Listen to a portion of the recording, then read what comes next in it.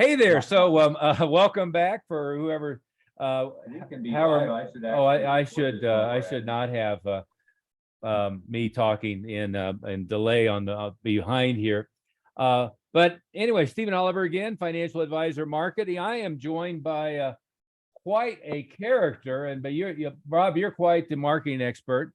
I wanted to share a couple of things just right off the bat to give people some idea of your creativity, and we'll share an awful lot of other stuff with them while we go here. But this is a little graphic you put together with just a few of your books. How many books have you actually done now? The number 30 is ringing around in my mind somewhere. Yeah, we produced number 36 just a few days ago, and that's 36 books in 9 years. And I mean, I didn't intend to be a publisher. I didn't intend to even be an author. Yeah. But the first book right up in the corner, Share, was my first print book. It's all about social media, and that came out 9 years ago. And from that point, people were like, "Hey, Rob, can you help me with my book? Can you do this? Can you do that?" And so we've helped lawyers and doctors and other speakers and other writers, and and I've also launched my own line of books. And it was an opportunity that I just kind of grabbed by the horns and ran with it. And when I shopped around the first book to publishers, they all wanted thick books describing mundane things on how to do social media, and I just wanted it interesting. I wanted it fun. I didn't want a thick book. It's only 120 pages. Yeah. And so I created my own publishing company and published it myself, and immediately sold 2,000 copies. And I was like, wow, okay, I think I got this. Yeah. But well, I the number I heard is a nationally published book in the do it yourself, or I guess nonfiction would be the right term. A national bestseller is like 5,000 copies, and that's with a publisher getting the lion's share of that, and then they don't do anything for it. I don't know if you ever read. There's a great book by Gene Simmons, Sex, Money, Kiss.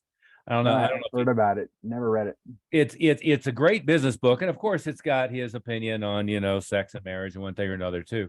But he has one chapter or a couple chapters on them publishing a tabletop kiss book, and he had seen somebody's book. I forget who it was, but he had seen a book that he really liked, and wanted to kind of duplicate that. And he's thinking they have the Kiss Army, which is their fan club of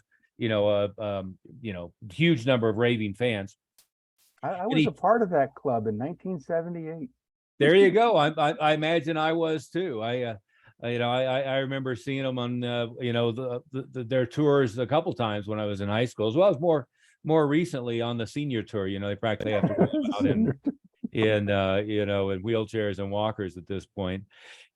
Gene Simmons at whatever he is, spitting blood, is a little comical, but that's another story. But the book was really fascinating because he talked about his experience doing this book he wanted to do. And the reason I like it is it's such a great entrepreneurial journey. And, anybody who knows anything about Gene Simmons, knows that he's like the entrepreneur behind the operation. And he talks about, he went to New York, met with the big publishers and one thing or another, and they were all telling him they should be, and this is a big tabletop, really nice thing they're putting together, that the retail should be $35, and they're telling him that he's going to get like 7%, and they expect to sell 4,000 or 5,000 copies or something like that. And by the time he's done with them, he basically went like this to the publishers. He found a similar book that he liked and hired the person who did the editing, put them up in the guest house, put it all together himself, self-published it. If I remember correctly, sold it for $149, where they were telling him to sell for $35. And they were telling him that maybe it'd sell 5,000. I think the numbers were north of 60,000 or something like that he sold. Some ridiculous number. He did well over $1 million net on the deal. But it's the interesting story of an entrepreneurial approach to something that he had never done it before. Right. But he just said, the way that they're talking about doing this is just crazy. And Rob, overall, I mean, you are, as I could best define it, a very eclectic marketing guru. Is that a fair description of very how you? eclectic and sarcastic. Let's not forget that, and Yeah. sarcastic. And like I told you, I did extensive research prior to us talking today. That extensive research was what, 5 minutes? I think it was 3 minutes of multitasking, but I did have the advantage of following your stuff for several years now, and reading several of your books, including your lessons from the dojo, our shared background. But you actually do a lot of search marketing, website development, helping people with their online marketing, and real businesses, legal firms, attorneys, doctors, and so forth, and are quite an expert both at writing articles, blogs.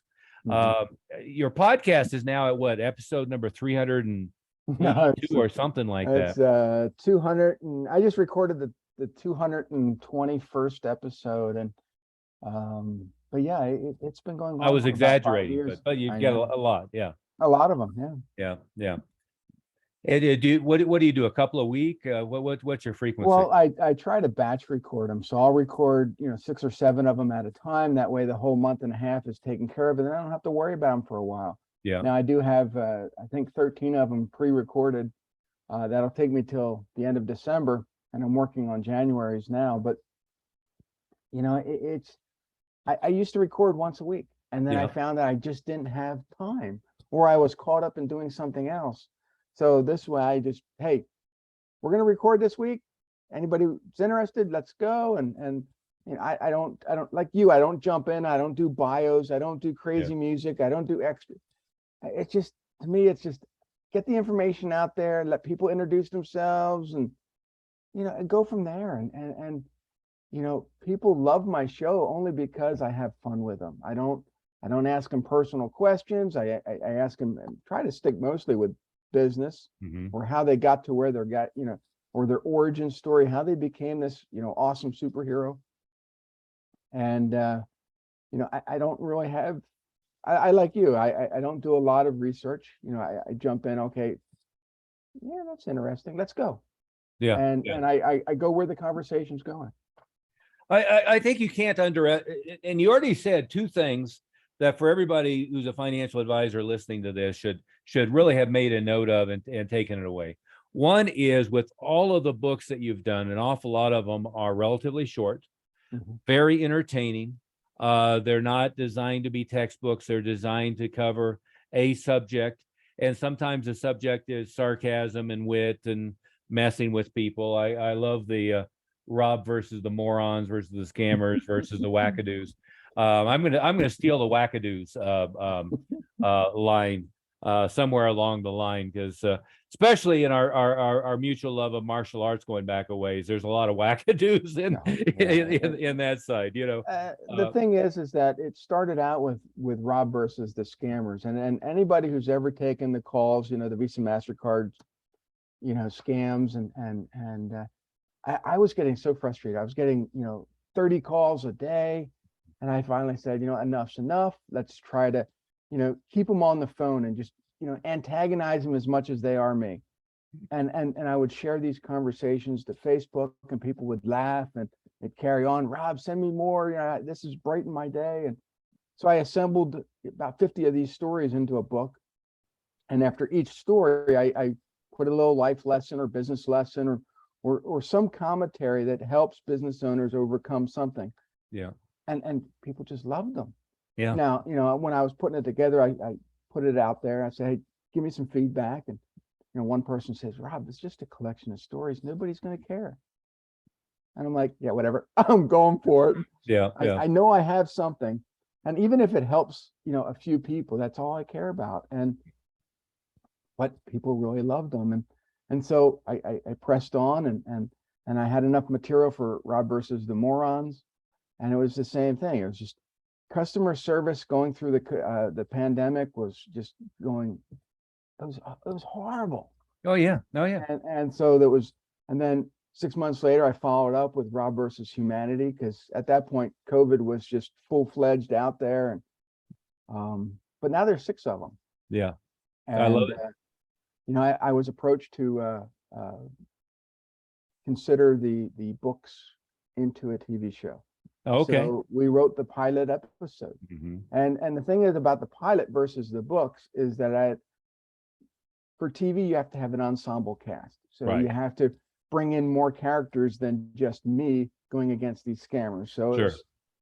it was a little bit interesting to write this out, to bring character development to other things, but it's just like business.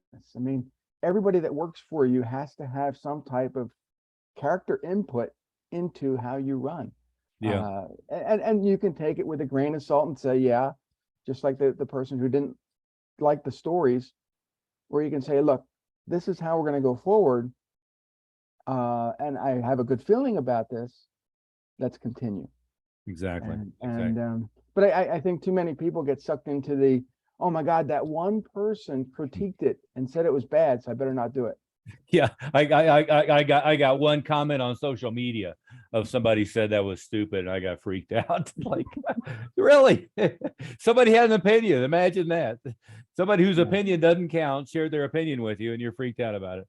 I always find that dynamic to be funny, and in the various businesses that I've worked with, I find so many of them that made a process change because somebody complained about what they did. Right. And all of a sudden it changed. They changed everything they were doing or some, important criteria just because somebody had an opinion. And, I'm happy that everybody has an opinion. They're welcome not to share it with me.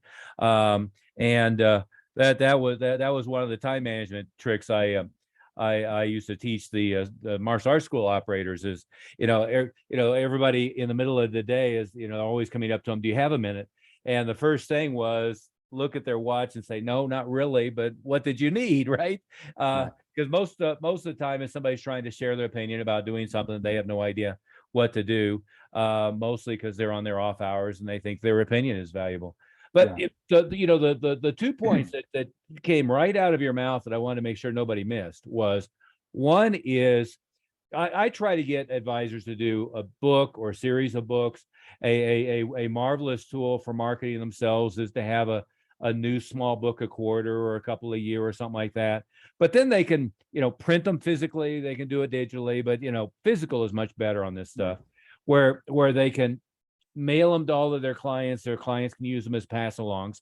But the other thing is, you mentioned batching, and like with my podcast, we kicked it off by just sequestering ourselves in the room with a video camera for 2 days, and knocked out what ended up being 15 episodes. And frankly, if I was more organized, it probably would have been 20.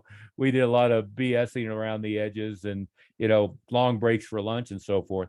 But the batching is something that I've always done. We'll go, if we're doing a blog, we'll go create 6 months worth of the stuff and then worry about it later. If we're doing podcasts, and I've been doing a couple a week recently, but usually it's going to be, I'm going to set aside a couple of days, get a quarter's worth done, and then be done with it and move on. The other thing that was right there buried in the conversation is, and this is especially true now, you've worked with MDs and lawyers, and they're as boring and buttoned down as the financial advisors, right? But I keep trying to get the advisors to have something interesting about them, right? And to me, it's like, I stole this from Tim Ferriss. In his 4-Hour Workweek book, they had this avatar of the balding fat guy in the red BMW convertible or something like that, and him and his buddy didn't want to be the bald fat guy. Well, to me, the financial advisors are all the guys in the JCPenney suit sitting behind an oak desk with 2 diplomas behind them, and that's about all that's interesting about them. And in the legal field, I had hired Perkins Coie for a while when we were doing franchising, and one of them was billing me $1,100 an hour. One of them was billing me $580 an hour. And what I always remembered about them was about half the times we met, they were in jeans and so forth. One of them was, it was a husband and wife team, and they were into mountain biking and hiking, and they had all kinds of interesting hobbies. Now, I hired them because I knew their credentials were better than anybody else I could find. And of course, when I was sitting around the conference room, looking at my clock, clicking off what I was being charging for the hour, because sometimes we'd have meetings with 4 people in there. I was going, oh my God, I just paid $2,600 for this meeting. But what kept me engaged was they were humans, right? They were interesting. They had interesting hobbies. We could talk about other things other than just, they go get a law book out. And with the advisors I work with, I've got one of the guys who's he's German and he's into Porsches, and he's trying to collect one of every generation of the Porsche 911 Turbo. And I keep saying, well, hell, you should have the office with the garage with the glass window, and you have all the German street signs up, and you have the conference room overlooking the Porsches. And then what we do is we do the Porsche Club, the Colorado group, the national group. We do a column in the Porsche Club thing. We do things with the dealership. Why wouldn't you, right? It's all that stuff that makes people interesting. Talk more about that. I mean, obviously, you and I share that opinion of it's better to be a human and to be an expert in your field than it is to be an expert in your field and be an automaton. Well, most of the lawyers and the doctors that I work with have all gone to the Vulcan School of No Emotion, and you talk about being human. They don't know how to do that. And yeah, one of the first things that I ask them to do is just pick up their phone and make some videos. Yep. And a lot of them are perfectionists. They want to have a professional crew come in and make it so professional. They're all standing behind their law degrees, and that's all fine and good. But you know what? In today's day and age with social media, people don't want professional. They want you to be on their same level. So when you pick up your phone and you start, maybe you start off with frequently asked questions. Yeah. One question, one video, and you make it. You could crank out 50 of them in no time, and now you have these 50 videos that show your personality, show who you are, and now people are like, wow, I need to call him, because not only do I like him, but people trust him, and he makes me feel safe. Yeah. So but yeah, the human thing right now, yeah, you have to do it. Yeah, for me, sarcasm is my superpower, and it allows me to, open up. It allows me to joke and have fun, and that's how the whole series of Rob Versus came out. It was, yeah, I've written other books. They're not funny, but they teach you stuff, and the other, we're going through this whole pandemic thing, and people lost their sense of humor, and we need humor back in society today. And so people are reading these books and they're laughing and they're remembering me, and they can see themselves in this situation. And so every person out there that's listening, figure out what your personality really is. Yeah. Like you said, this guy had all these Porsches, and people could come to him and see these Porsches. That's an opening conversation. Oh, absolutely. Yeah. And people would see that, and wow, I like the older Porsches. I'm not really into the new Porsches. Yeah. But let's say maybe you're a lawyer and you do accident litigation, and people see you have all these Porsches. Well, yeah, that goes together. Oh yeah. Maybe you're a financial consultant, but your personality is, you love baseball. Yeah. Take people to baseball games and show them what their money can do down the road if they invest right. Oh yeah. Yeah. And there's all different ways of going with that. When I have a new client I'm working with, one of the first things that in like you said, it's the Spock, the Vulcan personality deficit thing, is first thing I do is ask them, what are their hobbies? What is it they do? What are their other social events? I've got one that I'm working with who's big into, right-wing politics in Arizona. And it's like, well, okay, let's use that. Well, what do you mean? I have some clients who are Democrats. Well, no, but you probably have mostly people who think like you, And there's an awful lot more people who think like you that should be clients than you have. So why don't we go get all the ones that think like you and lead with that? And it doesn't have to be exclusive. You can do a lot of different things. The going back to this idea though is, again, attorneys are all afraid of the bar association, the MDs are afraid of the AMA, and the financial advisors are afraid of compliance. And if they're captive with a big company, they're afraid of what their company's going to let them do, but they're also afraid of of FINRA and or the SEC. And appropriately so, in that you don't want to be making false earnings claims, or if you're an attorney, you don't want to be making claims about things that you can't accomplish. If you're a doctor, you don't want to be making claims about meds that aren't accurate and so forth. But all the things that I see you doing that I'm trying to get people to do, they don't have anything at all to do with the regulatory environment. Right. They are 100% about, let's be different. Let's figure out an audience to target that we can have affinity with. And so what's in your background? Who's a group of people that would have affinity with you? Let's figure out how to get on their level. And you talked about the video thing.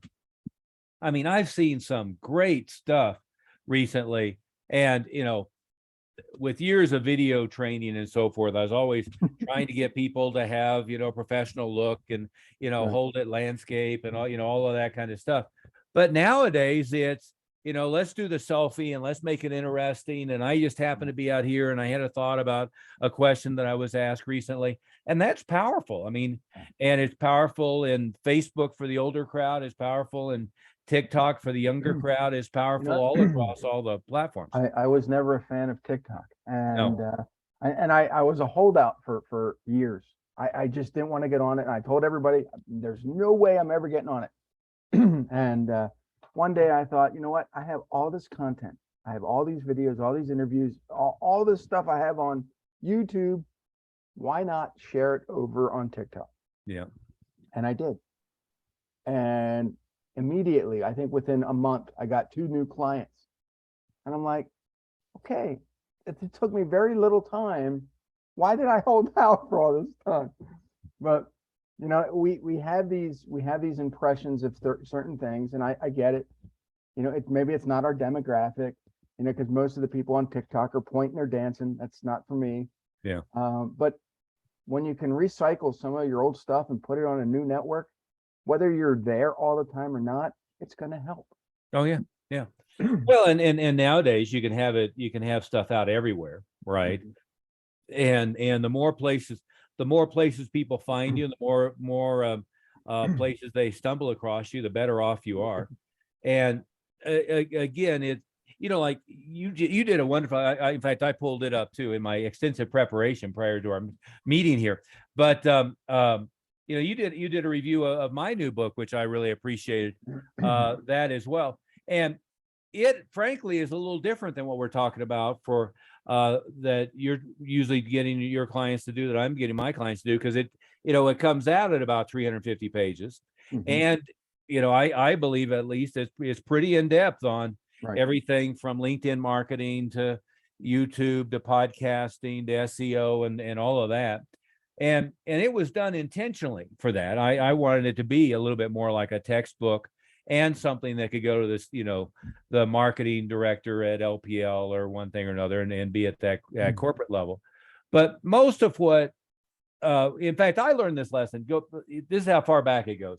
In 1999, I had a friend who was doing nutritional stuff, and they were trying to really maximize their marketing online. And of course, back then it was, Google didn't really exist yet. It was, GoTo, which became Overture, which is where Google got the idea, was the only pay-per-click source.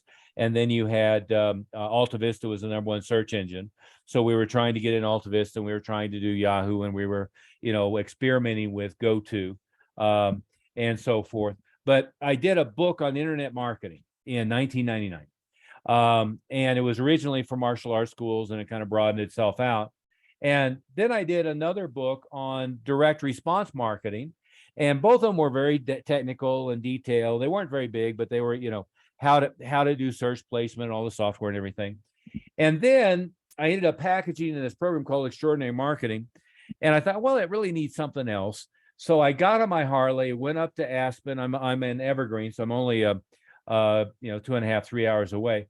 Sat in this little restaurant bar with my laptop, such as it was, in 1999, and wrote this other book. And I sat next to next to Kurt Russell. And I don't know Kurt Russell. He just happened to be there. He and Goldie Hawn had a big ranch in Aspen, I guess. But I knocked out this book in I don't know, probably 8 hours total, and called it Everything I Wish I Knew When I Was 22. Now, of all of the stuff I did in this program, all the work I put on internet marketing, on search, on what a website should look like, and by the way, a lot of it still holds up. I mean, it's and then I did all this work on how to write headlines and how to design ads. And well, the thing that everybody talked about was the Everything I Wish I Knew When I Was 22, which is more or less like some of your books, which is, just life lessons. And, right. This happened and I laughed at this, and this guy, in fact, it's in that box you held up. It's been rewritten 4 or 5 times since then. There you go. It's been rewritten 4 or 5 times, but, when the first iteration came out, and again, it was just sitting in a little bar next to Kurt Russell writing this thing, almost all the feedback we got was on that book. It just shocked me. It was, there you go. It was the one that was personality laden. And then the other book in that box, by the way, was just a compilation of client newsletters. All of them are pretty snarky and sarcastic, not at your level. I mean, that I will not try to take away your superpower. That's it. But they all start with, I was on my motorcycle and I'm following a car, and they had a bumper sticker that says I'm the 99%. And I had to laugh at that. And don't get me wrong, there's firefighters and teachers who, know they're never going to make any money. But if for anybody to proudly proclaim that they're going to be in the broke group instead of the rich group is a pretty ballsy, sad state of affairs. And, it would just, evolve from there. So, but you and I both took our common experiences, shared them in a book, and there is nothing that prevents anybody else from doing the same. No. And one of the things that I always encourage people, if you have a podcast, you're sharing that information out everywhere. Take all those episodes and put them into a book.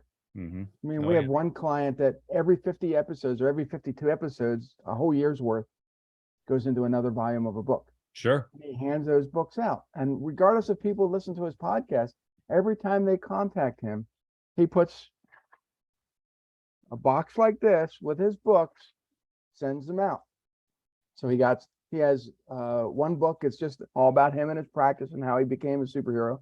Yeah. And then the next 3 or 4 volumes of his podcast, and people read those and they're like, wow, this is like a super lawyer. That's the only person I want to talk to.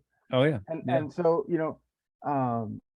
anybody who has a podcast can record once, transcribe it, goes into a book, goes into, blog articles, take snippets of that, put it on your social media, and you're done for the whole year. Oh, absolutely. Yeah. And the podcast, you do video and then you have the audio track, as you said, but you have the transcript. And then if you want, you can have it human transcribed, but then you can give it to a real writer. And then once the book comes out, then you have people take pictures of it. Like this picture, this actually was taken and made into a postcard and mailed back to me. Yeah. These 3 people are at the Dallas airport or convention center somewhere, and they're holding my book, and I'm like, wow, this is awesome. I got photos like that from all over the world, and I mean, my books travel more than I do, but it's those become your marketing pieces. Yeah. But one of the things that really irks me right now is I go into these offices, I go into these, and I see their brochures, I see their websites, and they'll have a testimonial, and then it'll just say, Mark H. Who the hell is Mark H? Yeah, you always assume it's made up. It's made up. Yeah. Yeah. And I was at an office the other day. I said to my wife, see, it's made up. She says, how do you know? And then she's always my devil's advocate. She goes, Yeah. it could be for privacy reasons. I'm like, if the person gave a testimonial, you use the first and last name. Yeah. Yeah. No, I always, and first off, I'd rather have a testimonial on video than anything else, right? But if it's written testimonial, every time I get a chance, there's a picture of them, there's where they live, there's what they do, there's their career, there's their full name, there's everything in the world that you can do there. And again, I mean, when you talk about legal, medical, or financial advisors and compliance, there's an awful lot of things that people can say that comes nowhere near anything that any regulator is ever going to worry about. I've worked with this guy for 32 years. I trust him. And by the way, they're a lot of fun to be around. Well, I mean, great. It's a character reference. It doesn't say this person consistently got me 28.2% return year after year in up markets and down markets, and whatever he does is magical. Well, that you're not going to get away with, right? But the type of thing that you're talking about, somebody sending a picture with the book in the airport, that's just great. That's great stuff. Have you ever been to Stu Leonard's? No. It's up by West Point. It's up in the Hudson Valley, north of New York City. Been to West Point a few times though. Yeah. So right across the Hudson, it's where the locations will come to me in a minute. But it was when Tom Peters did his original books, In Search of Excellence, Passion for Excellence, One Thing or Another, he used Stu Leonard's a lot as examples, and it was the highest revenue per square foot dairy store probably in the world. And in other words, it's a limited inventory grocery store. But you go into Stu Leonard's and they have people with their Stu Leonard's shopping bag at the Eiffel Tower, at the Great Wall of China, all these different places. You're going, it's a fucking grocery store. But they've got this like cult following, and the same thing you're talking about with the book cover, just on all their trips. But it makes it interesting, it makes it entertaining, and in the dairy, last time I was there in the dairy section, we do client training at West Point a lot. We'll go to the there's a beautiful hotel there. It's right on property. I'm trying to remember the name of the hotel, but obviously leadership, in one thing or another. But I always try to take people to Stu Leonard's because it's just such a unique experience. But it's personality. It's they have a big animatronic cow in the milk section, and all this crazy thing. And it's one of these things that there's only one way through. It's like going to Disney where they have the walkway, and they even have arrows on the floor, and you have no choice, but to go this direction. And it forces people essentially to go look at every item that's a high margin that they want to pitch. But it's the same thing. It's that ongoing just effervescent personality. Right. And you go, what the hell does that have to do with buying a gallon of milk? Well, it doesn't have anything to do with a gallon of milk other than they're charging an extra 10 or 15% for that gallon of milk because they make it an experience rather than it's just I go to 7-Eleven or I go to Costco, heaven forbid, or whatever, right? Yeah, it's all about the experience. And if you go into a place and you're getting this Vulcan talking to you and he's not giving you any information and it's just you walk out thinking, wow, that was horrible. The guy could have been the smartest person in the world and could have gotten you the best rate, but the experience was horrible. You're not going to go back and you're not going to refer people. But yet if you go in there and before you even sit down, he offers you coffee or all this extra stuff that nobody else is doing, calls you by name or sends you a book to begin with before you even get to his office. That's the experience. Yeah. And you're going to want to stay with him for the rest of your life. Yeah. Well, and going back to the podcast and the books and so forth, one of the things that it really dawned on me a couple years ago when I started working a lot more in this niche than I had before. I had gotten into working with advisors just because I was, as so high profile running the martial arts schools that I was constantly getting people wanting me to help them with their marketing and help them with staff development and so forth. And one of the gentlemen I started working with to begin with, he's in the, the top 100th of 1% in his company, the top 60 of all time in a company that has like 8,000 advisors at any one time. And of course, they have about a 97% failure rate in the first couple of years. But he was one of the first ones I started working with. But when I really got back into this, I went and listened to everybody's podcasts, right? And bought every book on Amazon, bought every book on eBay, so all the stuff that was out of print as well. Every program I could get. But what was interesting to me, there's a couple of people, and Dan Caprell is one of them. A couple of people who are more or less competitors to me, if you sat down and looked at it objectively. But Jason Pollard, Jason, I think.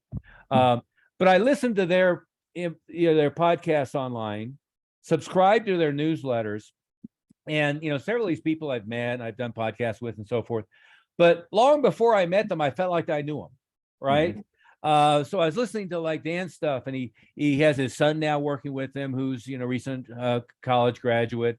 They're in Tennessee, so he talks about, I think it's University of Tennessee or something he's a big fan of, and he calls his son the clone, and he's into fly fishing or some damn thing, and none of which I have any particular interest in. But you're hearing the stories, and all of a sudden you feel like you know the person. And I remember when I met the guy the first time, now I've been listening to his stuff and reading his stuff, but he doesn't know me from Adam. I know several friends who are pretty high profile celebrities, and they talk about that same dynamic. Is people will come up to meet them, and they already know who they are, they know a bunch about them, but they don't know them. Well, one of my friends was former New York City police commissioner. He talked about he and James Woods met each other, and he was a big fan of James Woods. James was a big fan of his. Neither one of it had ever met, and Woods was afraid to approach him. It's like, these guys, I felt like I knew them, and I liked them, and I enjoyed their stories, and I wanted to figure out how can we work together? How can I help you? What can we do together? Just because all of a sudden it's like having an old friend, because you're hearing this stuff. Now, if they had been, everything they did was dry, and here's how the market works, and here's what this works. I've read a lot of textbooks in my day. I don't remember the authors of any of them, and I don't have any interest in meeting them, and I don't have any desire. But the stuff that you do, and hopefully the stuff that I do, but the nice thing about video, about audio, about podcast environments, about blogs, is the informality is the secret sauce in a lot of ways, right? Yeah, I mean, it's just, people look at me and are like, "Well, Rob, you're all over the place. Your branding is off. You're this or that." And I'm like, "Yeah, what are you talking about?" Yeah. to me, it's all encompassing. I think every entrepreneur worth his salt has ADD. We have to be entertained by something. And when I'm looking at the things that I do, it has to speak to me. And people are like, "Well, that doesn't make sense. It needs to speak to the consumer." No, because ultimately the consumer is going to buy from me. Right. But if I don't feel passion in it, I'm not going to create it, which means that nobody's going to ever see it. So, the eHeroes brand is different than the Rob Versus brand, which is different than some of the other book brands. But it's all me as the author. Yeah. And the eHeroes is the branding for the podcast, and it's interviewing, people like me, but other entrepreneurs and coaches and business owners. And then you do a lot of things with that, just for everybody's clarity. Yeah. I mean, it's, but you're always going to find me somewhere on the internet. I mean, I'm not always in front of the computer, which boggles some people's minds because they see me everywhere. Yeah. But I use a program, and it's called Social Bee. I don't, it's no secret sauce. It's just, I throw all my content in there, I schedule it out, and I walk away. And you have to sometimes you got to step away from the computer. You have to live a life. You have to take your personality out there and meet people. And to me, it's I've never had a problem meeting people. I mean, Whether I'm in Disney World in line or whether I'm in the grocery store in line, I'm always introducing myself and having fun, and whether they ever buy from me again, it doesn't matter. I'm learning about them. Mhm. Whether I put them in a future book, whether I use them as an example in a story on social, all that's a teachable moment to somebody, Mhm.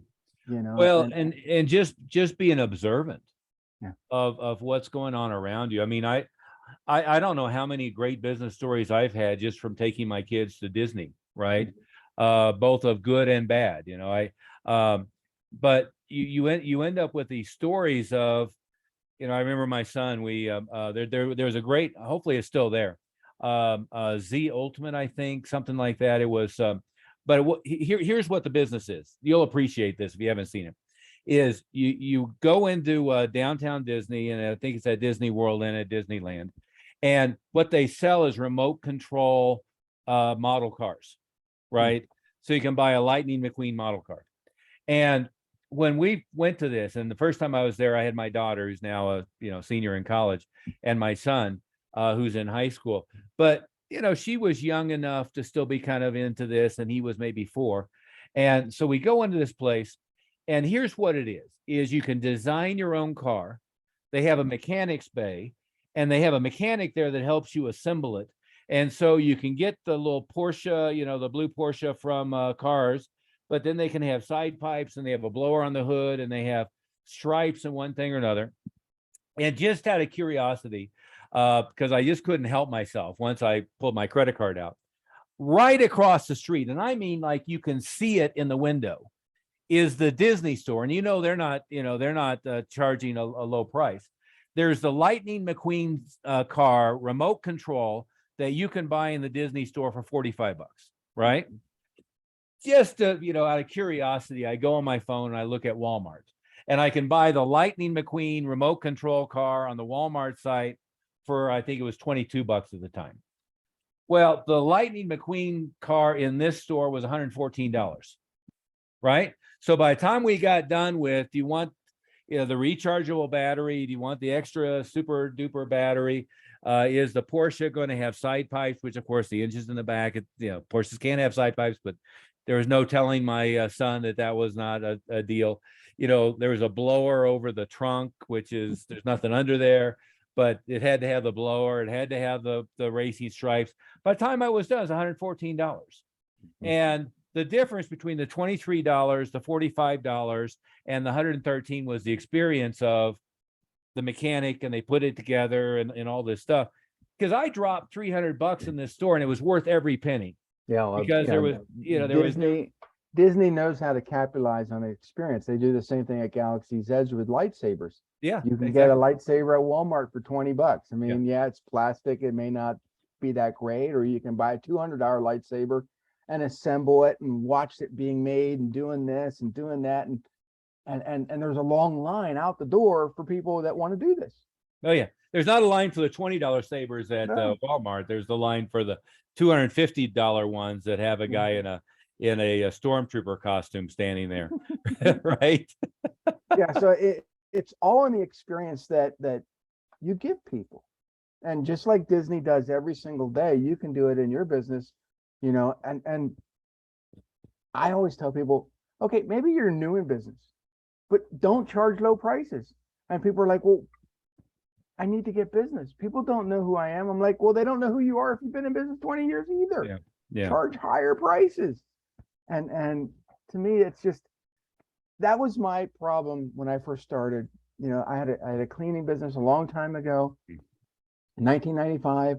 And for 3 years, I struggled because I thought, okay, my prices have to be like my competitors. We got to do this, this, and this. Until I realized that I was delivering a better experience than they were. I was doing this, this, and this, and they weren't doing that. So I ended up, and this is when websites were first coming out. I explained my process to a T, and my prices, and then I upped my price at 50-60%, and I was getting calls.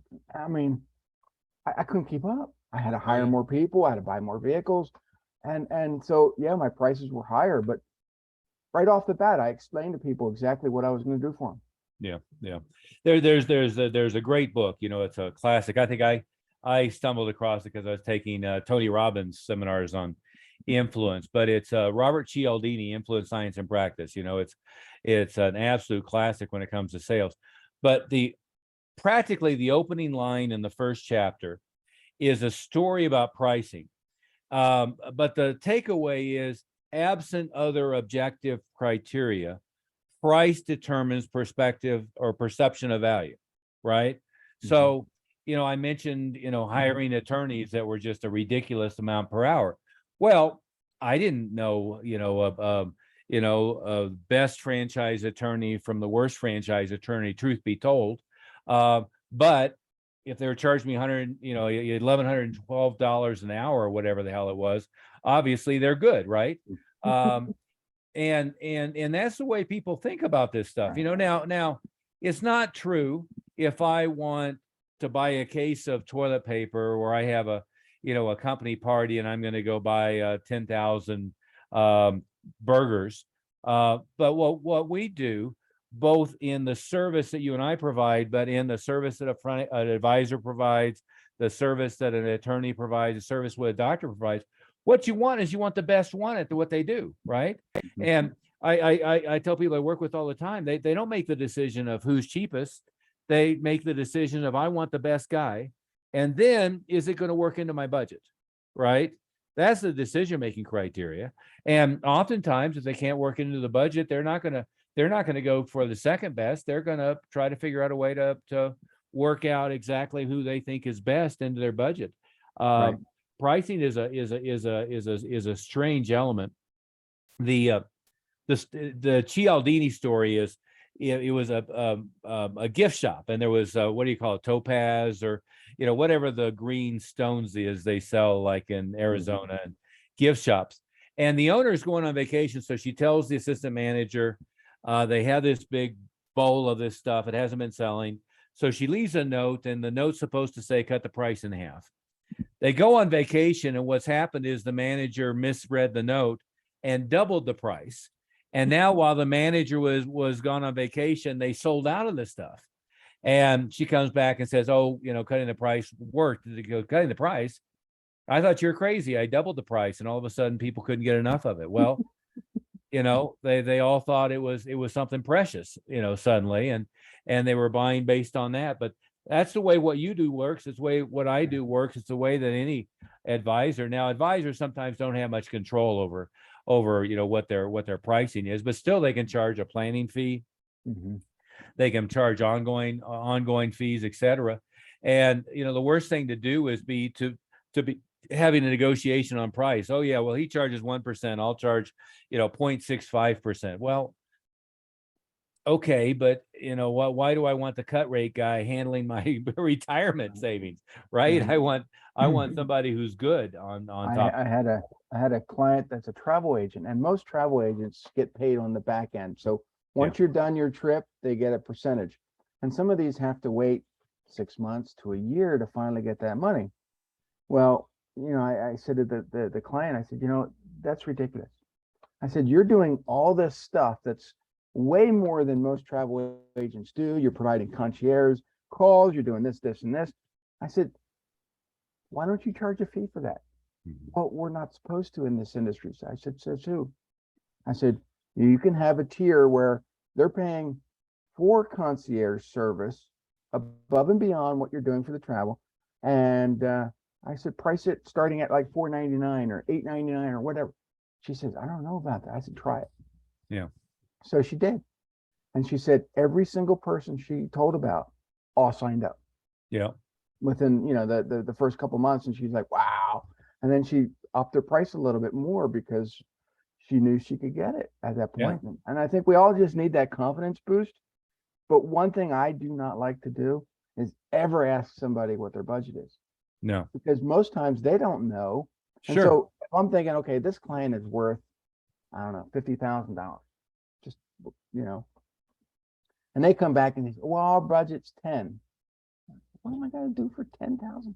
So then I cut all these services out. I'm like, yeah, okay, now I can help you. Now they're not going to be happy.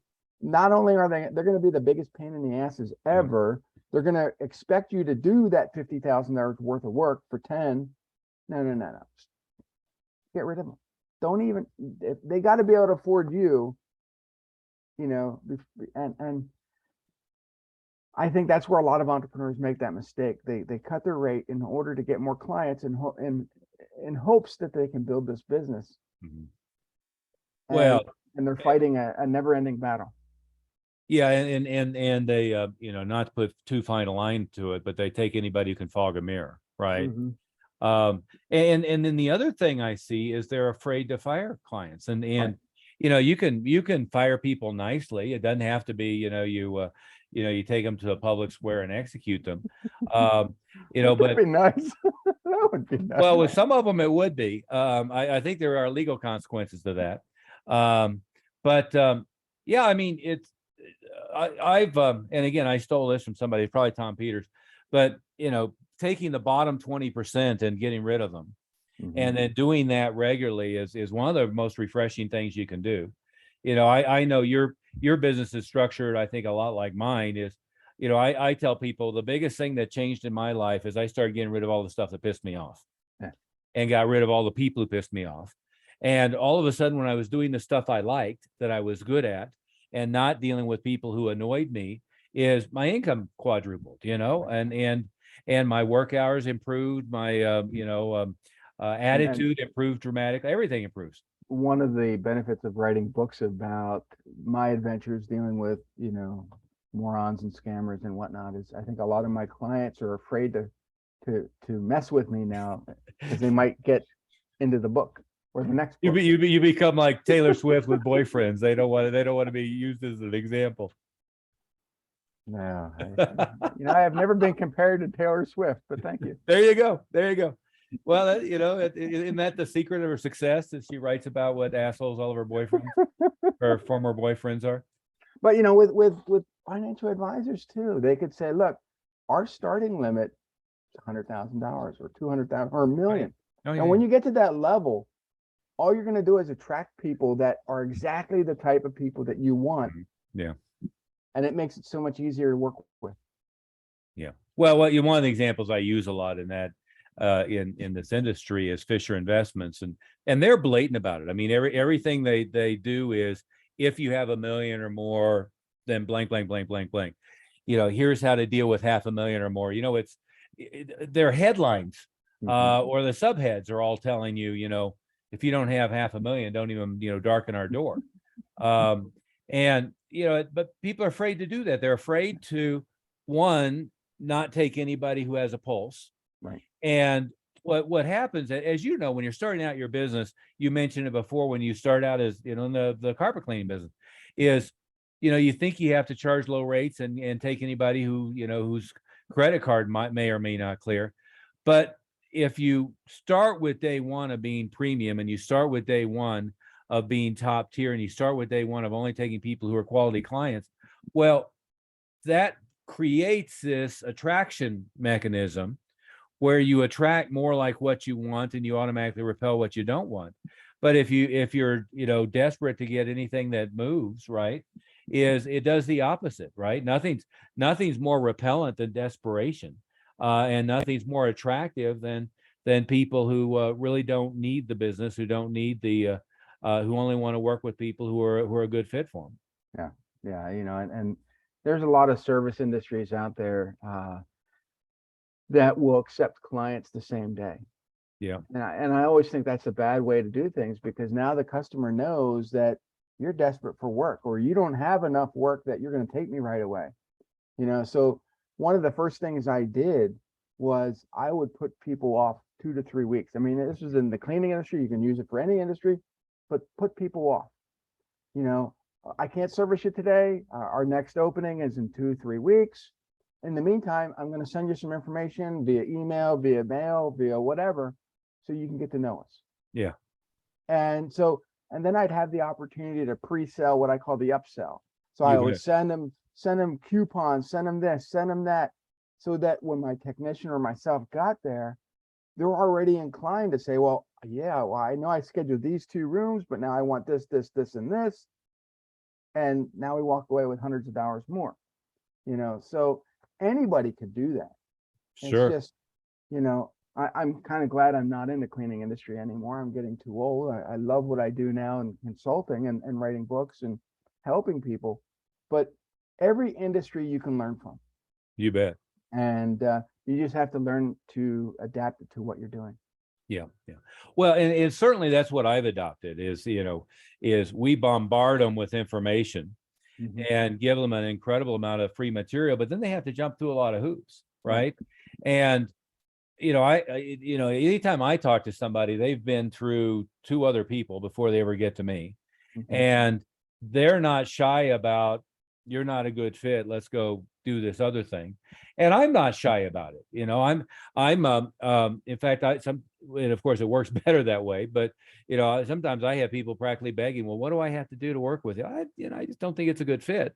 It's not looking like it's you're not in the place right now where you look like you'd be a good client. Well, when you have that attitude, and it's not about arrogant, cocky, egotistical, is one, they know you have their best interest at heart. You're not just looking to get their credit card. And number 2 is you protect your mental space and your workspace to not let people invade who are going to create problems. Hey, Rob, we could go on forever. I didn't really, we've been at this for an hour, and tell everybody just a little bit more about what you do, and I certainly highly recommend all your books and all your other information. You have some great stuff on social media marketing, online marketing, but of course the Rob, again, I'm going to steal your Rob Meets the Wackadoo and Rob Meets. It won't have Rob in it, but I'm going to steal a couple of those titles from you. Go for it. No, I have a marketing agency. We also do publishing, and one of the things that we do is make sure that your online presence gets you the authority that you deserve. Google is a pain in the butt. Everybody knows it. Facebook and LinkedIn, but you have to be there. You have to get your presence known. You have to get your personality out there, and your brand has to attract people. And one of the things I don't like to do is just do brand awareness for brand awareness, because to me that's awful. I want you to get clicks, which amount to calls or dollars in your bank account. Yeah. Because honestly, there's a lot of companies out there that say, hey, we can get you clicks, but can I take clicks to the bank? Yeah. So, you can go to my website, anspachmedia.com. You can find me on Facebook. You can pretty much find me everywhere. Everywhere, yeah. I like to channel people over to LinkedIn because it gives people more of an idea of who I am, what I do. Or you could go to the very beginning of this video and scan that code that was on that picture. Oh, I can actually bring that back up here, I think. Let's see if I can find it again in my and that code will tell you more about me. It'll give you all the social channels that I'm on. It'll give you some video testimonials of great people telling you all kinds of great stuff about me, which we all like to do. Oh, absolutely. Yeah. Absolutely. The it's not hard to find you. No, and sometimes I'll scare you away because you're not sarcastic enough for me. You said something there that I want to among other things emphasize is you're building authority through one presence everywhere. There we go again. Hopefully I showed the right thing there. But I've been known to choose the wrong screen. I think one time I had a wallpaper of a number of nude supermodels that ended up showing when I shared screen. So that was not an ideal approach. But if you find me there, then there you go. But the building authority, there's several elements to that, right? Is the search engines and so forth in part rate authority based upon links and based upon how many places you're found out online and how many people are interacting with you online. But the general person who's going to look to work with you as a client, they base your authority to a great extent by I think the number is now 85%, especially 85% of women are going to go Google you before they ever interact with you in your business, right? Yeah. Now, and I may not go Google the Dairy Queen before I pop in and get an ice cream cone, but if I'm going to drop 50 grand, 100 grand, if I'm going to let you manage $1 million of my money, I'm going to go do some research on you, right? And what I want to do is I want to be found everywhere, right? I want them to find YouTube channels, podcasts, books. I'm showing up on Amazon. They're finding several websites. They're finding personal stuff. They're finding business stuff. They're finding LinkedIn profiles, all that stuff. And you do that brilliantly. And part of it is in creating content that you can then utilize and syndicate everywhere. And part of it is just being aware of all the different places that you should be and how you should be seen out there. Well, and also not saying no to these types of interviews or podcasts is, and that's one of the greatest exposures you're going to get is getting on someone's podcast. Yeah. You know, they're going to share you to their network, their audience, and so you can't be shy. Yeah. You know, just be out there. Yeah. Well, Rob, hey, this has been wonderful. I know there's about 20 takeaways in there if somebody will sit and watch this with a pen and piece of paper. But certainly one takeaway is don't be boring. Another takeaway is be found everywhere. Another takeaway is that publishing, and especially with a company, an individual who's got great experience with this, is a relatively easy thing to do, or at least it's simple on the author's part of creating content and getting it out there. And then it can get, it can get out there in Amazon and Barnes and Noble and online everywhere in the world. Certainly another takeaway is, don't be like everybody else. Be different, figure out what your hobbies are, figure out what your personality is, figure out, people that you like associating with, people you don't like association with, and wear it on your sleeve. And,